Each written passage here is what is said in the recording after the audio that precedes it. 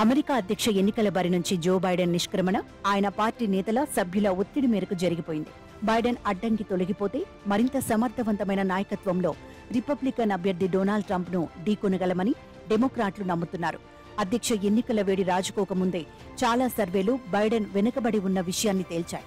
June 28న జరిగిన తొలి presidential డిబేట్లో బైడెన్ తడబాటు గందరగోళం తర్వాత ఉన్న ఆ కాస్త మద్దతు కూడా నీరుగారిపోయింది. మరోపక్క ట్రంప్ మీద జరిగిన హత్యాయత్నంతో ఆయన మీద సానుభూతి హెచ్చించిందని, పాపులారిటీ పెరిగిందని అందరూ నమ్మారు. ఈ దశలో ట్రంప్ను ఓడించాలంటే వేరొకరు రావాలన్న పార్టీలోని అత్యధికుల విశ్వాసం సరైనదో కాదో రేపటి ఎన్నికల్లో తేలుతుంది. కానీ బైడెన్కు బై చెప్పే విషయంలో జరిగిన జాప్యం పార్టీకి కొంత నష్టం చేసిన మాట నిజం. న్యాయ వివాదాల్లో కేసుల్లో ఇరుక్కున్నప్పటికీ అధ్యక్ష ఎన్నికల దిశగా ట్రంప్ తన నడకలో ఎన్నడూ తడబడలేదు. ప్రచారం ఉధృతంగా సాగుతున్న తరుణంలో హత్యాయత్నం జరగడం, ఒక్క క్షణం ట్రంప్ నిర్ఘాంతపోయినా మరుక్షణం తేరుకొని పిడికిలి బిగించి నినదించటం, భద్రతా సిబ్బంది వాహనంలోకి ఎక్కించే వరకు రక్తమోడుతున్న తన ముఖాన్ని చూపించటం వంటివి ప్రజలను తీవ్రంగా ప్రభావితం చేసే అంశాలే.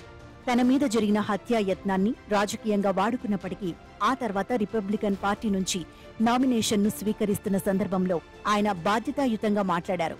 అధికారం కోసం సమాజంలో విద్వేషాలు రగల్చడానికి, మనుషులను చీల్చడానికి, వ్యవస్థల మీద దాడులు చేయించడానికి వెనకాడని ట్రంప్ ఈ హత్యాయత్నం తర్వాత సమైక్యత గురించి మాట్లాడటం ద్వారా తటస్థ ఓటర్లను సైతం ఆకర్షించాడని వార్తలు వచ్చాయి.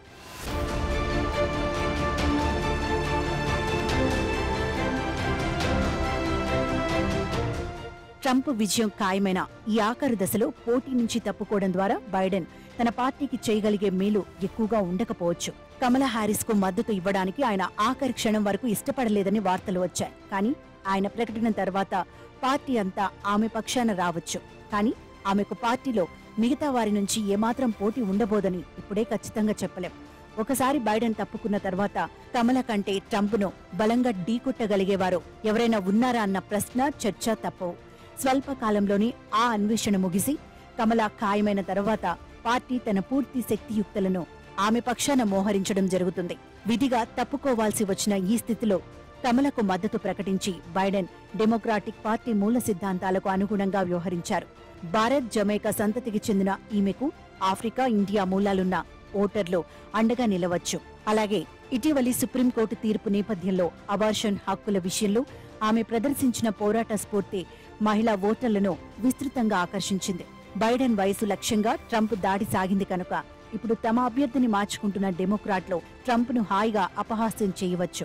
కమలా హ్యారిస్ అంత అద్భుతమైన వక్త కాదు. కానీ బైడెన్ కు ఉన్న మతిమరుపు సమస్య ఆమెకి లేదు కనుక లోతైన అధ్యయనంతో అన్ని అంశాల మీద ట్రంప్ను ఆమె బలంగా ఢీకొట్టవచ్చు. ప్రెసిడెన్షియల్ డిబేట్లో ట్రంప్ గతాన్ని ప్రజలకు బలంగా గుర్తుచేసి తన అభిమానులను రెచ్చగొట్టి అమెరికన్ కాంగ్రెస్ భవనం మీద దాడులు చేయించిన ఆయన తన చర్యలు, చేష్టలతో అమెరికాకు తెచ్చిన అపకీర్తిని ఏకరువు పెట్టవచ్చు. ఆయన మీద ఉన్న కేసులు దేశం పరువు దిగజార్చిన మాట వాస్తవం. అధ్యక్ష రేసు నుంచి బైడెన్ తప్పుకున్నప్పటికీ ఫలితం ఏకపక్షంగానే ఉండబోతోందన్న విశ్లేషణలు పూర్తిగా కొట్టి పారేయలేనివి. బైడెన్ మద్దతు తర్వాత కూడా కమలా హ్యారిస్ కు ప్రత్యామ్నాయంగా మిచెల్లే ఒబామా వంటి కొన్ని పేర్లు కనీసం ప్రచారంలో ఉన్న మాట నిజం. ఎన్నికలు ముంచుకొస్తున్న ఈ చివరి దశలో డెమోక్రాట్ల తరపున బరిలో దిగిన వారెవ్వరైనా ట్రంప్ మీద విజయం సాధించగలిగితే అది మహా అద్భుతమే అవుతుంది. ఒకవేళ అలా జరగకపోయినా ఇప్పటికే జరిగిపోయిన నష్టాన్ని కొంతమేరకు పూడ్చుకొని కనీసం గట్టి పోటీ ఇవ్వగలరా అన్నది చూడాలి.